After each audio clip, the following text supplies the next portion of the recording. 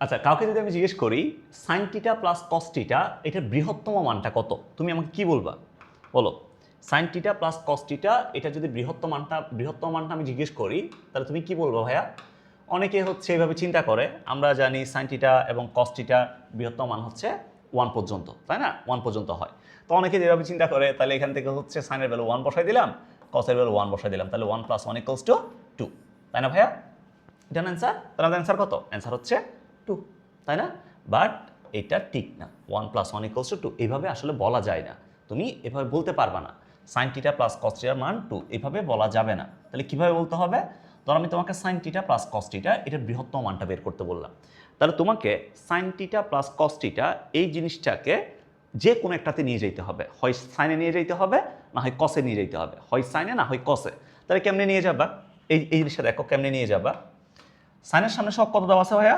সাইনের সামনে সহগ আছে 1, এখানে সহগ আছে 1। কজের সামনে সহগ কত আছে? কজের সামনে সহগ আছে 1। তাহলে এখানে 1 আছে, এখানে 1 আছে। তুমি যেটা করবা রুট ওভার সাইনের সহগ স্কয়ার প্লাস কজের সহগ স্কয়ার এটা নিবা। Root over 1² plus 1²। তাহলে কত আসবে? এখান থেকে আসবে √2, এখান থেকে √2 আসবে।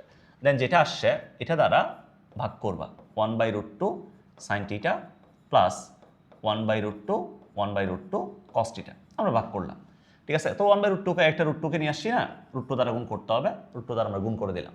তাহলে এখন বলো, এখন তুমি আমাকে বলো 1/√2 সাইন টিটা আসছে না? তাহলে এই যে 1/√2 আসছে এটা মানে কি বসাইতে পারি আমরা? এটা মানে বসাইতে পারি cos π/4 সাইন টিটা, এটা মানে বসাইতে পারি আমরা sin π/4 cos টিটা, sin π/4 cos টিটা ইন্টু √2। এটা বসানো যাবে না ভাইয়া? বসানো যাবে কি না বলো? যাবে। তাহলে এখন sin a cos b cos a sin b, sin a cos b cos a sin b কার formula? sin a plus b এর ফর্মুলা। তাহলে sin থিটা প্লাস π/4 এটার formula sin theta plus π/4 into √2।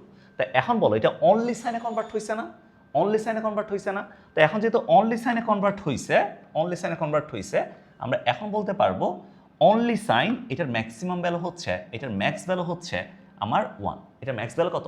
1, max value 1। তো সাইনের যে কোনো ভ্যালুর সাথে কে গুণ করতেছি আমরা? √2কে গুণ করতেছি।